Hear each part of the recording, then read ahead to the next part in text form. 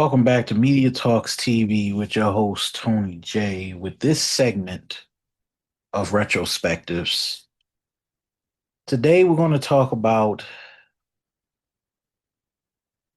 Baltimore, my hometown. And, as you know, September 5th and 6th marks the 30th anniversary of Cal Ripken breaking Lou Gehrig's record of 2,600 RBIs. And well, 2,600 hits to be exact. This is a momentous occasion because we're basically celebrating the 30th anniversary of that special day. And Baltimore had so many special things happen in 1995.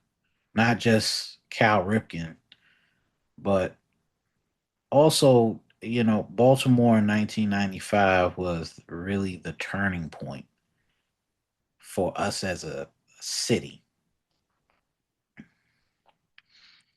And I was growing up as a kid and I was seeing all these things happen with the transformation of Baltimore. We were coming off of a 2 year murder streak in Baltimore. 1993, of course, was Baltimore's darkest year on record still, because that was the year we had 353 murders that year.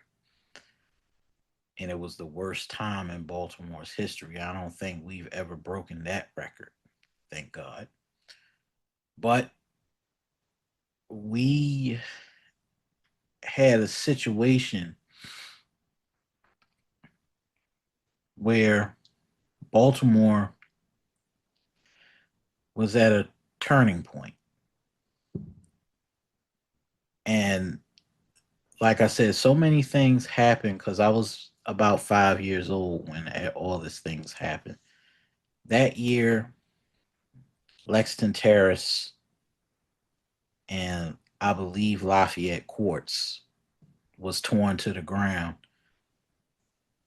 and that marked the ending of really the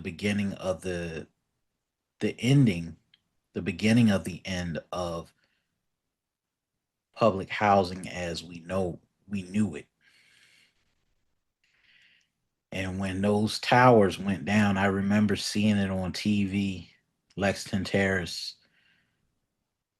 and Lafayette Courts all going down. It was like a symbol of the city that was turning in a different direction. And it seemed like Baltimore was at a crossroads. We had Kirk Smoke run for a third term that year and won. And then the Pope in October came to Baltimore under Cardinal Keeler.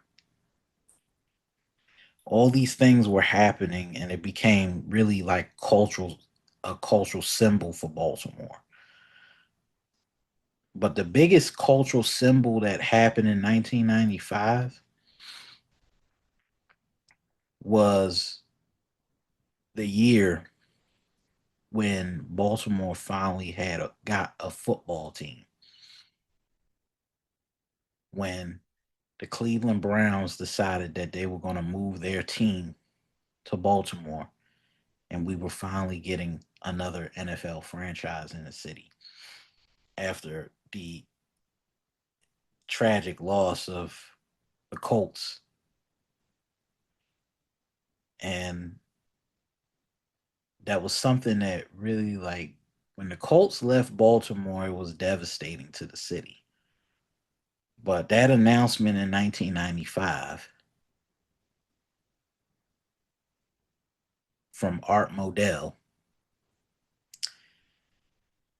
it was the turning point. It was the turning point in the city's history. It was something like we had never known was going to happen. And the story behind how we got the Baltimore Ravens, that's a story that's fit to be a Hollywood movie.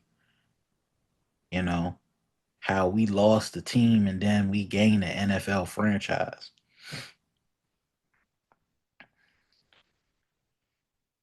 But when we got the Baltimore Ravens, Baltimore stepped into a modern era. It was like we were getting our glory back as a city. And so many people around the city were excited when they heard that they were getting a NFL franchise. It was the biggest thing yet for Baltimore. And then by 1996, we got the Baltimore Ravens. And that's what came out of Baltimore in 1995. A mayor with a third term, a baseball giant, baseball legend breaking records, and a pope that came to bless the city, Pope John Paul II. And that's what's so crazy. Like, all these things were happening in a vacuum during that year. And I couldn't understand it. I couldn't wrap my head around it because I was still a young kid. But the best memories that I have about Baltimore was in 1995 because so many of the things that I remember seeing, people working together, people rebuilding row homes. They had programs where they were rebuilding row homes. B Gaddy every year giving out food. That's what our city was like.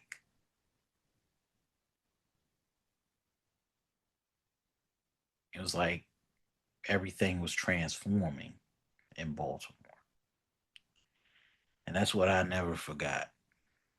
But Cal Ripken's record, in some ways, inspired me to want to become a baseball player. I'm still a baseball fan to this day because of Cal Ripken and Eddie Robinson and all those guys that made the Orioles what it is. Even though they hadn't been to the pennant in a while, I do truly believe that the Orioles will get there one day, and I hope they do because it's been a long time. But Cal Ripken, from that moment on, made baseball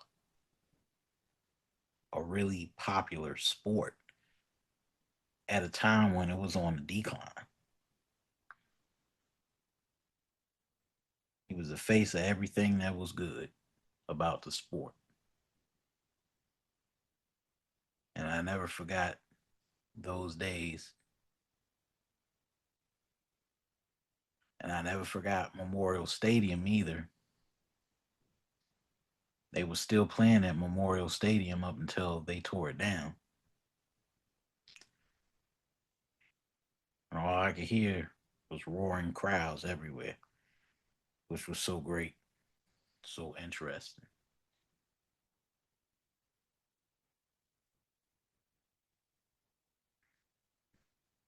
Nobody will ever write a story about that time period of Baltimore's success.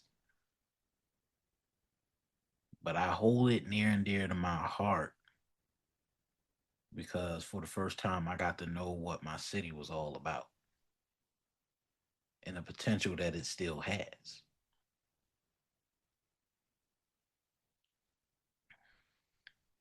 But this has been a brief media talk retrospectives moment. This is your host, Tony J, and I'm signing off. Take care of yourselves, people. Later.